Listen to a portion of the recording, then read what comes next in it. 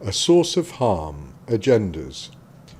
An agenda takes an issue and uses it in a divisive manner to create a divided world, encouraging disagreement, anger, fear, and providing an opportunity for more control.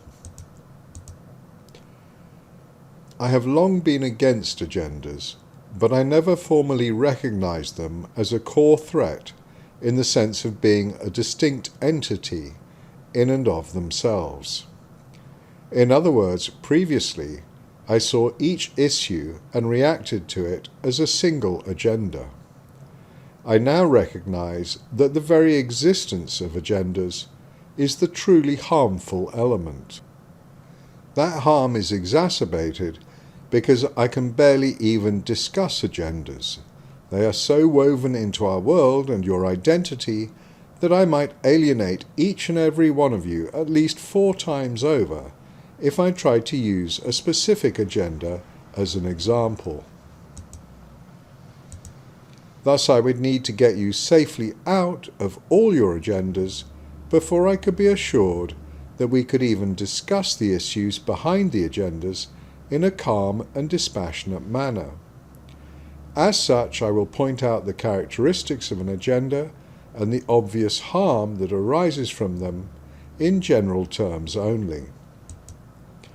An agenda is framed around an issue, though sometimes it can be a non-issue, which is turned into an issue by the agenda. An example, one of the most toxic and long established, is a gender agenda. That there are men and women, males and females in almost every species, used to be a simple observation. Now it's split into not 1, but 2 agendas. Even naming the existence of such as an agenda may already have triggered a response in you, perhaps a response strong enough that this will be the last conversation we ever have. That right there is precisely why I say that agendas are the most harmful force on the planet right now. If you are preparing all the arguments to use against me, even for daring to touch on your right to feel strongly about your agenda, then notice that. You were not born with this agenda. You learned it from the outer world. And if just mentioning its existence has made me your enemy, consider how effective a tool it is for division. Division, separating one human from another, is at the heart of each agenda. And for all the use of together nouns and memes, community, society, we are all one, better together, the heart of society is based on separation, division. And who benefits most from division? Certainly not us, ordinary people. Even as I said better together, I recognized another element of agendas in their newspeak, thank you Orwell. Because in appealing for unity, what are we confronted with? The enemy. Maybe 2 enemies. The enemy we're already fighting, and the enemy that is threatening unity. So you can have enemy number 1, and public enemy number 1 was verbatim a US term for most wanted criminal. And you can have enemy number 2, being anyone who assists enemy number 1 or fails to support the government, typically, in fighting enemy number 1. Notice, therefore, that the division intrinsic to agendas plays beautifully into problem, reaction, solution, so beloved by governments with an agenda. So much so that, as stated there, it becomes a tautology. If you have an agenda, goal, use an agenda, division, to achieve that goal. Thus, any time that you hear calls for unity, don't be surprised to hear it framed in the context of a threat and a call to action, and that anyone challenging the call becomes a further threat. You're either with us or against us, is very effective.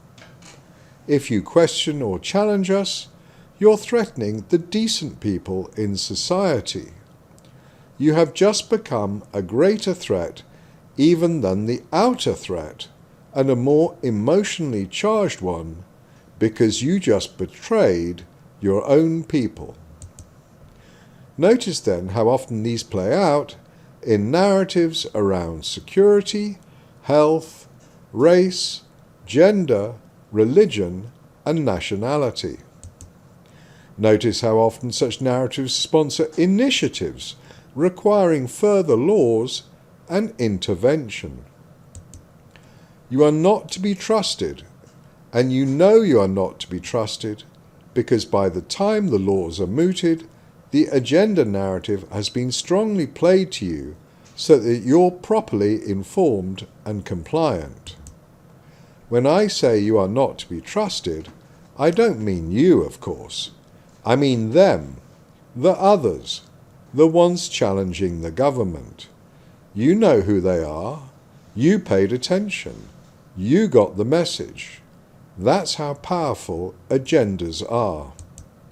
How horrifying is it to contemplate that everything you thought was you being responsible was them informing you, to use a polite term, how to treat your fellow humans as enemies, why you should hate, and why you should do everything in your power to undermine and discredit them.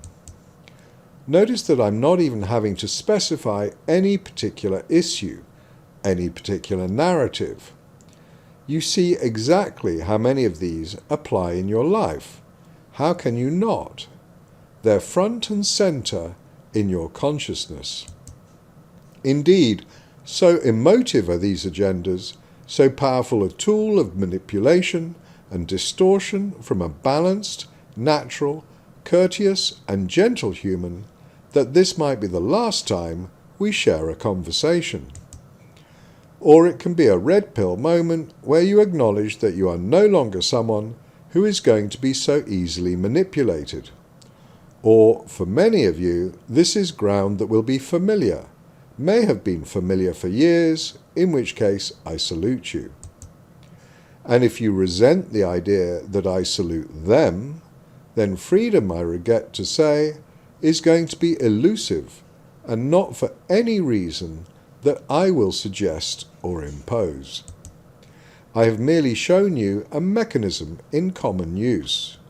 If you choose not to recognize that mechanism, that is entirely your call. We will touch more on agendas if you're still around.